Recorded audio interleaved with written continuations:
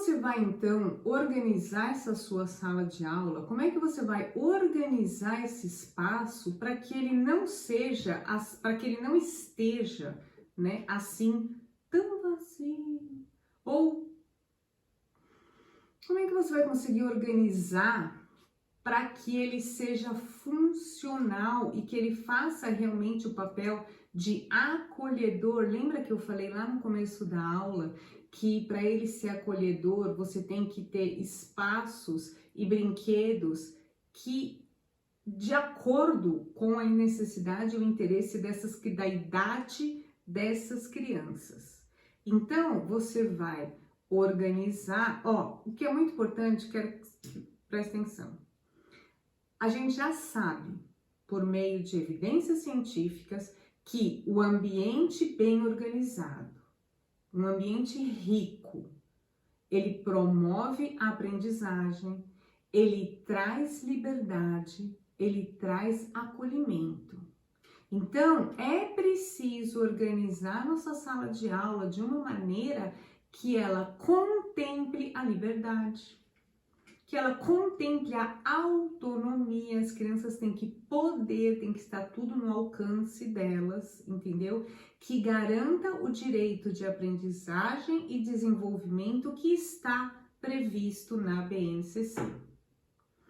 Então, a gente como professor precisa promover nesse espaço, nessa nossa sala de aula, as brincadeiras, as interações, as participações. A gente precisa dar o espaço para o se expressar e para o se conhecer. Então, a sua sala de aula, ela precisa no mínimo ter 4 cantinhos. Você vai ter o cantinho da leitura, o cantinho do refúgio, o cantinho da criatividade e dos jogos. No cantinho da leitura, o que a gente vai ter? Você vai ter livros que são fundamentais, pois eu, né, professora, apresento a leitura e a escrita como um sentido social. No cantinho da criatividade, a gente vai ter papel, a gente vai ter um espaço para essas crianças, para que elas possam desenhar, para que elas possam criar com diferentes materiais. Você vai ter giz de cera, caneta, lápis de cor, canetinha, sucata. Aqui nesse cantinho da criatividade, elas vão poder o quê? Elas vão poder experimentar e elas vão poder explorar a escrita espontânea, a criatividade, além, claro, de desenvolver a motricidade física, a motricidade fina. Bom, o cantinho do refúgio. O cantinho do refúgio, que também tem gente que chama o cantinho da individualidade, vai ser um espaço que você vai deixar reservado para a criança que ela precisa se acalmar. Lembra aquela criança, se você tem por algum motivo aquela criança que chegou e ela tá com medo ainda, é o primeiro lugar que ela tá fora da família, ela ficou muito tempo longe de contatos sociais, ela tá chorando muito. Então você deu a ideia dela trazer aquele ursinho dela preferido e esse ursinho ela vai poder, quando ela se sentir sozinha, quando ela se sentir triste, ela vai poder pegar o ursinho. Quando ela pegar esse ursinho, o que ela vai fazer com ele? Ela vai ficar brincando com aquele ursinho? Não. Ela vai poder ficar o tempo inteiro segurando aquele ursinho? Não. Você vai dar um espaço para ela, você tem aquele espaço reservado da individualidade, o espaço, o cantinho do refúgio. Então, ela tem aquele cantinho para quando der ali um perrenguinho nela, ela pega aquele ursinho e ela vai sentar lá no cantinho do refúgio e ela vai se acalmar.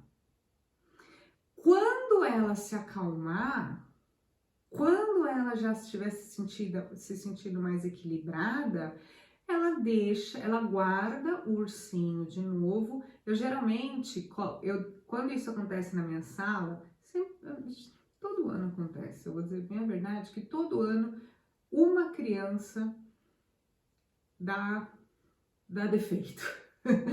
Uma criança ali chora. E eu deixo trazer o ursinho.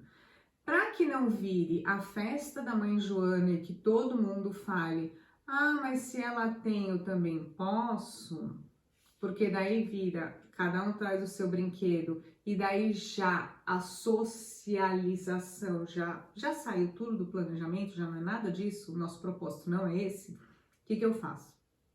A criança pode sim trazer. Se é um desespero total e absoluto, no primeiro dia, ela pode ficar segurando aquele ursinho desesperadamente. Mas eu já percebi que se a gente não começa a pôr limite, se a gente não põe limite e a gente começa a incentivar essa criança cada vez mais deixar esse ursinho para lá, a criança não se liberta daquilo, né? A gente também já não tá mais ajudando. Então, a minha experiência, né, que eu tenho com isso é, a criança pode. Então, deu uma tristeza ali, chega na hora da criança brincar, ela não sabe escolher, ou ela ainda não tem nenhum amiguinho, ela ficou triste, ela vai lá, pega o ursinho, num primeiro momento o ursinho tá embaixo da cadeira dela, na roda, e ela vai pro cantinho.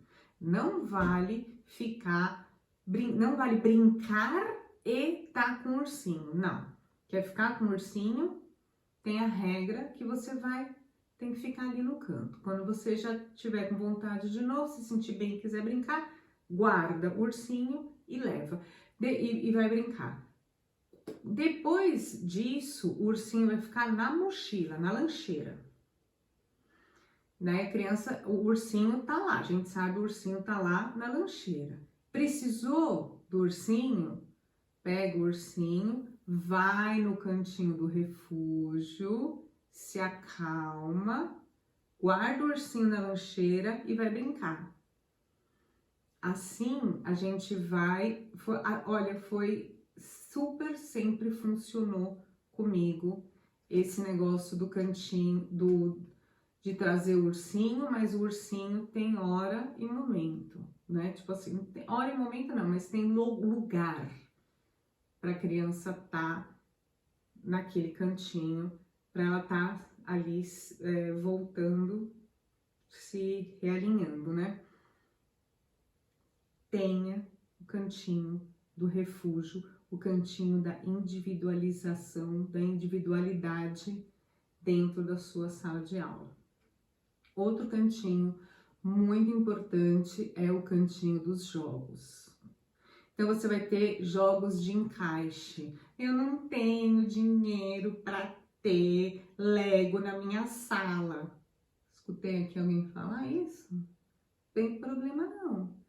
Você pode simplesmente arrumar várias caixas, várias embalagens.